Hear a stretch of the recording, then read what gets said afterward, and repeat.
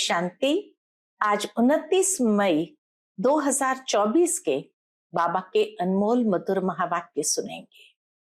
आज की बाबा की मुरली में बाबा ने विशेष याद की यात्रा को बढ़ाते रहने की प्रेरणा दी है।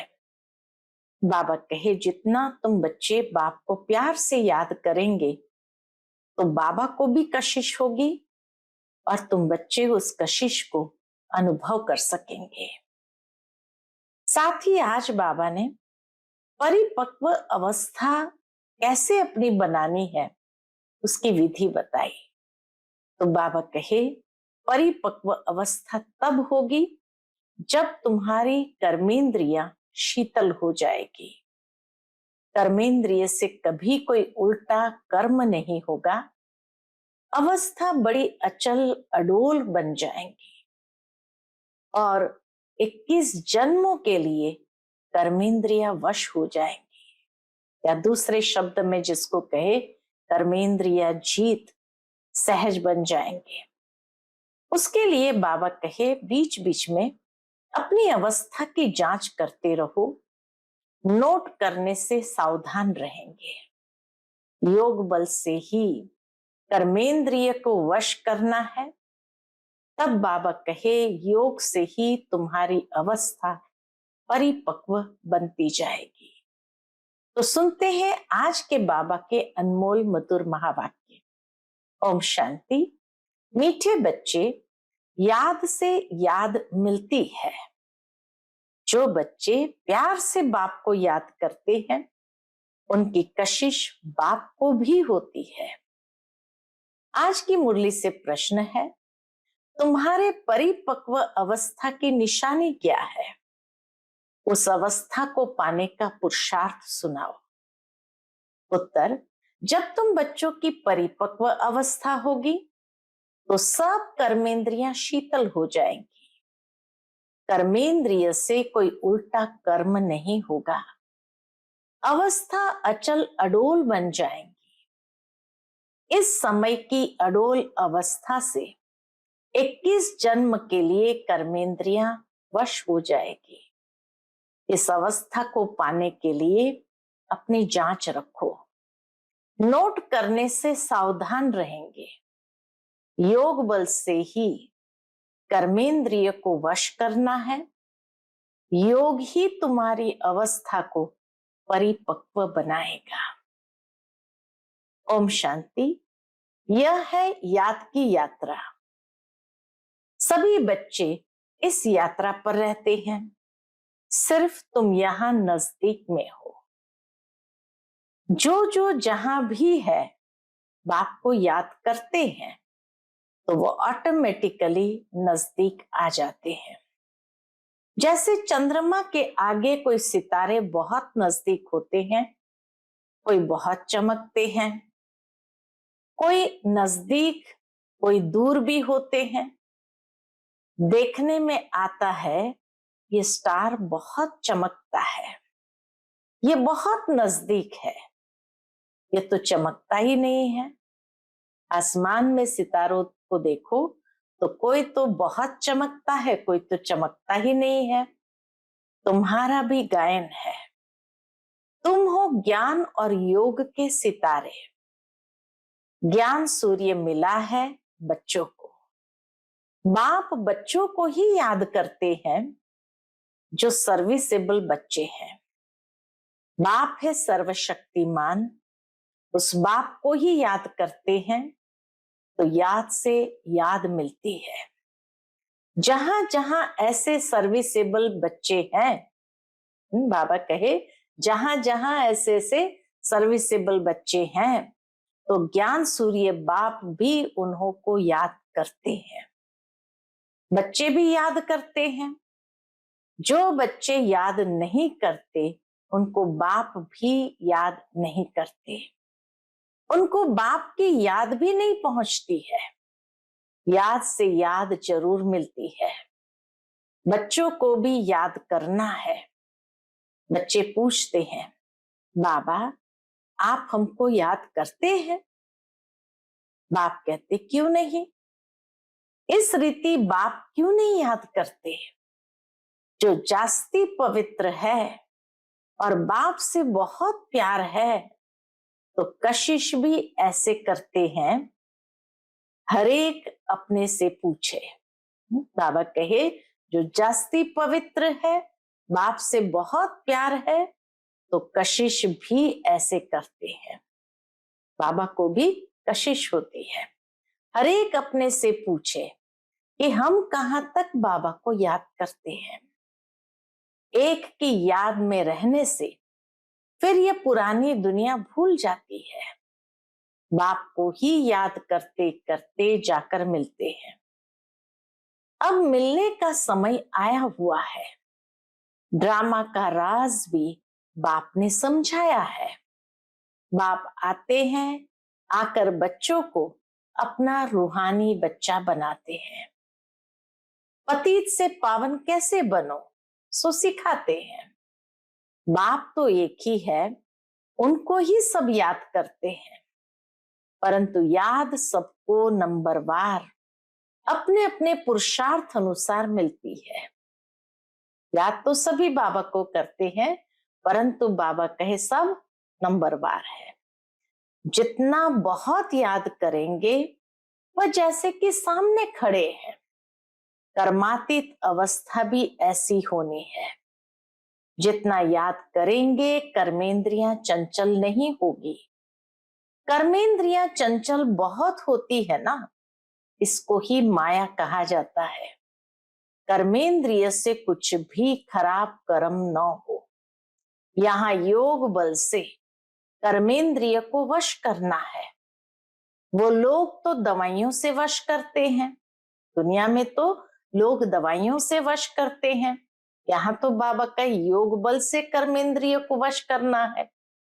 बच्चे कहते हैं, बाबा ये क्यों नहीं वश होती है?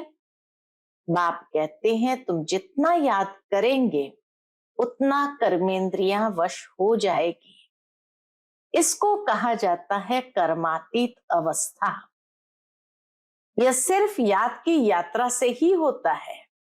इसीलिए भारत का प्राचीन राजयोग गाया हुआ है। सो तो भगवान ही सिखाएंगे। प्राचीन राजयोग तो भगवान ही सिखलाएंगे। भगवान सिखलाते हैं अपने बच्चों को। तुम्हें इन विकारी कर्मेंद्रियों पर योग बल से जीत पाने का पुरुषार्थ करना है। संपूर्ण पिछाड़ी में होंगे। बाबा कहे, संपूर्ण पिछाड़ी में होंगे जब परिपक्व अवस्था होगी।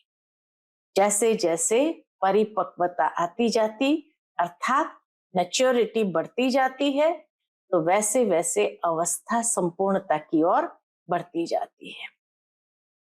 जब परिपक्व अवस्था होगी, फिर कोई भी कर्मेंद्रियां चंचलता नहीं करेगी। अभी चंचलता बंद होने से फिर 21 जन्म के लिए कोई कर्मेंद्रियां धोखा नहीं देंगी। 21 जन्म के लिए कर्मेंद्रियां वश हो जाती है। सबसे मुख्य है काम। याद करते करते कर्मेंद्रियां वश हो जाएगी।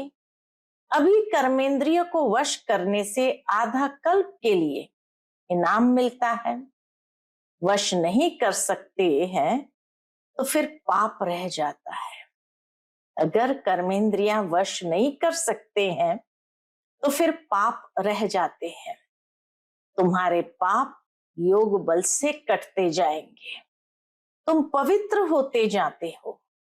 यह है नंबर 1 सब्जेक्ट। याद और पवित्रता दोनों एक दूसरे के साथी है। इसलिए बाबा कहे, तुम पवित्र होते जाते हो, योग बल से पाप कटते जाते हैं। यह है नंबर 1 सब्जेक्ट। बुलाते भी है पतित से पावन होने के लिए, तो बाप ही आकर पावन बनाते हैं। बाप ही नॉलेजफुल है। बाप कहते हैं, अपने को आत्मा समझो, बाप को याद करो। यह भी नॉलेज है। एक है योग की नॉलेज, दूसरी है 84 जन्म के चक्र की नॉलेज। 2 नॉलेज है। एक योग की नॉलेज, दूसरा 84 जन्म के चक्र की नॉलेज, फिर उसमें दैवी गुण ऑटोमेटिकली मर्ज है। बच्चे जानते हैं हम मनुष्य से देवता बनते हैं, तो दैवी गुण भी जरूर धारण करने हैं। अपनी जांच करनी है, नोट करने से अपने ऊपर सावधान रहेंगे। अपनी जांच रखेंगे तो कोई भूल नहीं होगी। बाप खुद कहते हैं, मां में कम याद करो। तुमने ही मुझे बुलाया है, क्योंकि तुम जानते हो बाबा पतित पावन है।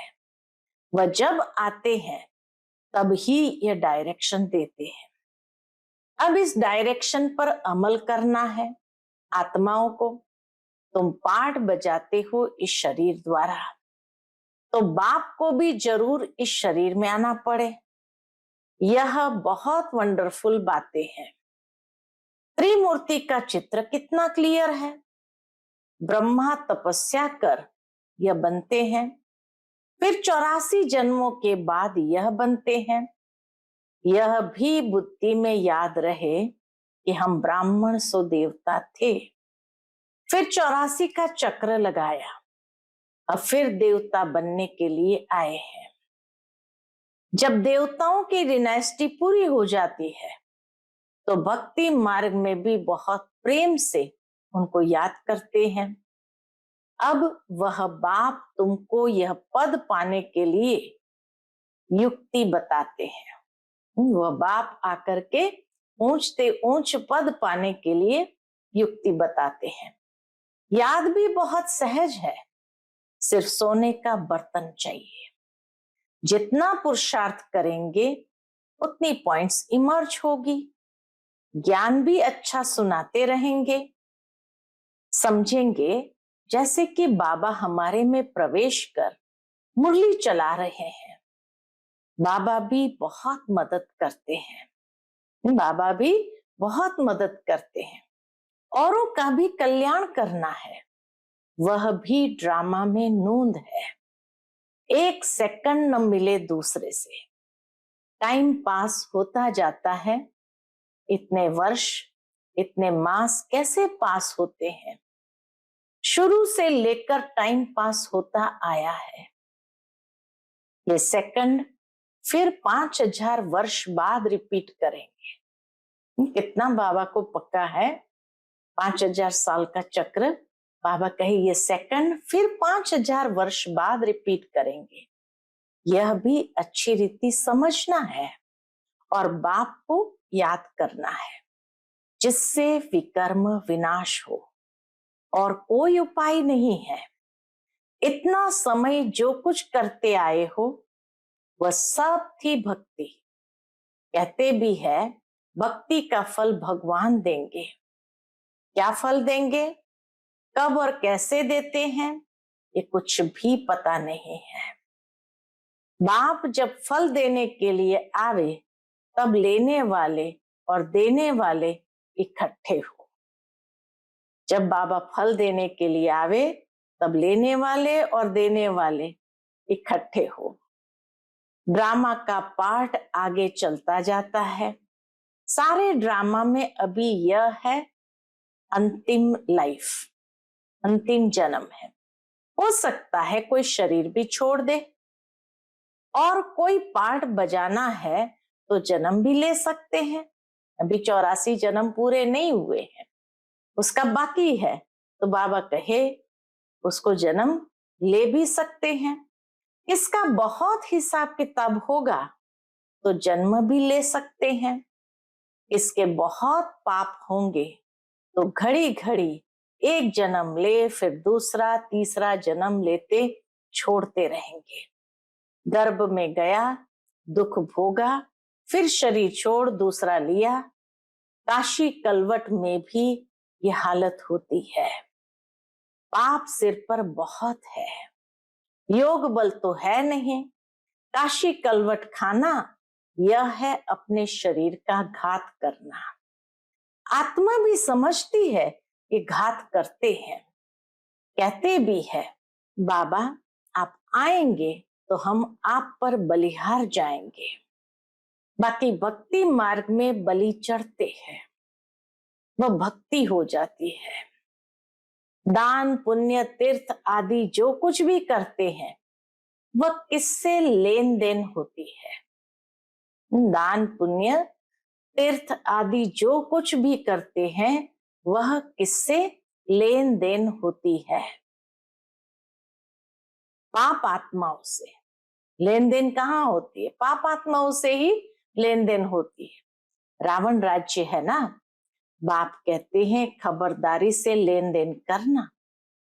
पाप आत्माओं से लेन देन करेंगे तो उसका हिसाब भी भोगना पड़ेगा। तो बाप कहते खबरदारी से लेन देन करना। कहाँ कोई खराब काम में लगाया तो सिर पर बोझा चढ़ जाएगा। दान पुण्य भी बड़ा खबरदारी से करना होता है। गरीबों को तो अन्न और कपड़े का दान किया जाता है, वह आजकल धर्मशालाएं आदि बनाकर देते हैं। शाहूकारों के लिए तो बड़े बड़े महल है, गरीबों के लिए है झोपड़ियां। वह तो गंदे नाले के आगे रहे हुए हैं। उस किचड़े की खाद बनती है, उस किचड़े की खाद बनती है जो बिकती है, जिस पर फिर खेती आदि होती है। सतयुग में तो ऐसे किचड़े आदि पर खेती नहीं होती है। वहां तो नई मिट्टी होती है, उनका नाम ही है पैराडाइज। नाम भी गाया हुआ है, पुखराज परी, सब्ज परी, रत्न है ना। पैराडाइज में अच्छे अच्छे नाम भी दिए हुए हैं, पुखराज परी, सब्ज परी, रत्न है ना। कोई कितनी सर्विस करते हैं, कोई कितनी करते हैं, कोई कहते हम सर्विस नहीं कर सकते हैं। बाबा के रत्न तो सभी है, परंतु उनमें भी नंबरवार पुरुषार्थ अनुसार है जो फिर पूजे जाते हैं। पूजा होती है देवताओं की। भक्ति मार्ग में अनेक पूजाएं होती है, वह सब ड्रामा में नोंद है, जिसको देखकर मजा आता है। भक्ति के नोंद भी ड्रामा के अंदर है, तो बाबा कहे उसको देख करके मजा आता है। हम एक्टर्स हैं, इस समय तुमको नॉलेज मिलती है, तुम बहुत खुश होते हो, जानते हो भक्ति का भी पार्ट है। भक्ति में भी बड़े खुश होते हैं। गुरु ने कहा माला फेरो, बस उस खुशी में फेरते ही रहते हैं, समझ कुछ भी नहीं। शिव निराकार है, उनको भला दूध पानी आदि क्यों चढ़ाते हैं? मूर्तियों को भोग लगाते हैं, वो कोई खाती थोड़ी है। भक्ति का पेशगिरी, यानी भक्ति का विस्तार कितना बड़ा है। पेशगिर माना विस्तार कितना बड़ा है। भक्ति है झाड़, ज्ञान है बीज। रचता और रचना को सिवाय तुम बच्चों के और कोई नहीं जानते। कोई कोई बच्चे तो अपनी हड्डियां भी इस सर्विस में स्वाहा करने वाले हैं। तुमको कोई कहते हैं यह तुम्हारी कल्पना है। अरे यह तो वर्ल्ड की हिस्ट्री ज्योग्राफी रिपीट होती है, कल्पना रिपीट थोड़ी होती है। कल्पना कल्पना होती है, और रिपीट थोड़ी होती है। ये तो नॉलेज है, यह है नई बातें, नई दुनिया के लिए। भगवान वाच, भगवान भी नया, उनके महावाक्य भी नए। वह कहते कृष्ण भगवान वाच, तुम कहते हो शिव भगवान वाच। हर एक की अपनी अपनी बातें हैं, एक न मिले दूसरे से। यह है पढ़ाई। स्कूल में पढ़ते हो, कल्पना की तो बात ही नहीं। स्कूल में तो ये नहीं कहेंगे कि हाँ कल्पना है, वो तो पढ़ाई है। तो बाप है ज्ञान का सागर, नॉलेजफुल। जबकि ऋषि मुनि भी कहते हैं हम रचता रचना को नहीं जानते हैं। उन्हों को ये नॉलेज कहाँ से मिले, जबकि आदि सनातन देवी देवता ही नहीं जानते। जिन्होंने जाना उन्होंने पद पाया, फिर जब संगम युग आए तब बाप आकर समझाए, नए नए इन बातों में मूंझते हैं, कहते हैं बस तुम इतने थोड़े ही राइट हो, बाकी सब झूठ है। भाई क्या कहते हैं, तुम इतने थोड़े ही राइट हो, बाकी सब झूठ है। तुम समझाते हो गीता जो माई बाप है उसे ही खंडन कर दिया है, बाकी सब तो रचना है, उनसे वर्षा मिल न सके। वेदों शास्त्रों में रचता और रचना की नॉलेज हो न सके। पहले तो बताओ वेदों से कौन सा धर्म स्थापन हुआ? धर्म तो है ही चार, हर एक धर्म का धर्म शास्त्र एक ही होता है। बाप ब्राह्मण कुल स्थापन करते हैं, ब्राह्मण ही फिर सूर्यवंशी चंद्रवंशी कुल में अपना पद पाते हैं। बाप आकर तुमको सन्मुख समझाते हैं, इस रथ द्वारा। रथ तो जरूर चाहिए, आत्मा तो है निराकार, उनको साकार शरीर मिलता है। निराकार आत्मा को साकार शरीर मिलता है। आत्मा क्या चीज है उनको ही नहीं जानते तो बाप को फिर कैसे जानेंगे? राइट तो बाप ही सुनाते हैं, बाकी सब है अनराइटियस, जिससे फायदा कुछ भी नहीं।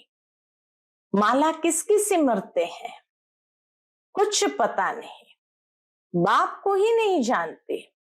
बाप खुद आकर अपना परिचय देते हैं। ज्ञान से सद्गति होती है, आधा कल्प है ज्ञान, आधा कल्प है भक्ति। भक्ति शुरू होती है रावण राज्य से, भक्ति शुरू होती है रावण राज्य से। भक्ति से सीढ़ी उतरते उतरते तमो प्रधान बन पड़े हैं, किसके भी ऑक्यूपेशन को नहीं जानते हैं। भगवान की कितनी पूजा करते हैं, जानते कुछ भी नहीं। तो बाप समझाते हैं इतना उच्च पद पाने के लिए क्या करो? इतना उच्च पद पाने के लिए अपने को आत्मा समझना है और बाप को याद करना है। इसमें है मेहनत। अगर किसकी बुद्धि मोटी है तो मोटी बुद्धि से याद करो। बाबा कहे अगर किसकी बुद्धि मोटी है तो मोटी बुद्धि से याद करें, परंतु याद एक को ही करें। गाते भी है बाबा, आप आएंगे तो आपसे ही बुद्धि योग जोड़ेंगे। अब बाप भी आए हैं, तुम सब किससे मिलने आए हो? जो प्राण दान देते हैं, आत्मा को अमर लोक में ले जाते हैं। बाप ने समझाया है काल पर जीत पहनना है, तुमको अमर लोक में ले जाता हूं। दिखाते हैं ना, अमर कथा पार्वती को सुनाई। अब अमरनाथ तो एक ही है, हिमालय पहाड़ पर बैठ थोड़ी कथा सुनाएंगे। भक्ति मार्ग की हर बात में वंडर लगता है। कैसी कैसी बातें लिखी है। अच्छा, मीठे मीठे सिकिलदे बच्चों प्रति माता पिता बाप दादा का याद प्यार और गुड मॉर्निंग। रूहानी बाप की रूहानी बच्चों को नमस्ते। हम सभी रूहानी बच्चों की रूहानी माता पिता बाप दादा को याद प्यार गुड मॉर्निंग और नमस्ते। नमस्ते, शुक्रिया बाबा, शुक्रिया। आज की मुरली से धारणा के लिए मुख्य सार है।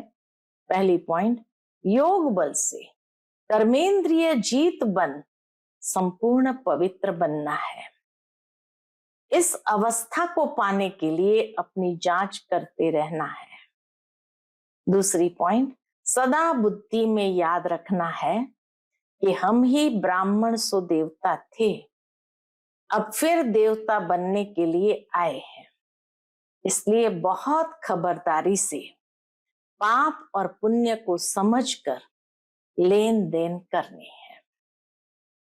आज का बाप दादा का मधुर वरदान हम बच्चों के प्रति है, सर्व सत्ताओं को सहयोगी बनाए प्रत्यक्षता का पर्दा खोलने वाले सच्चे सेवाधारी भव।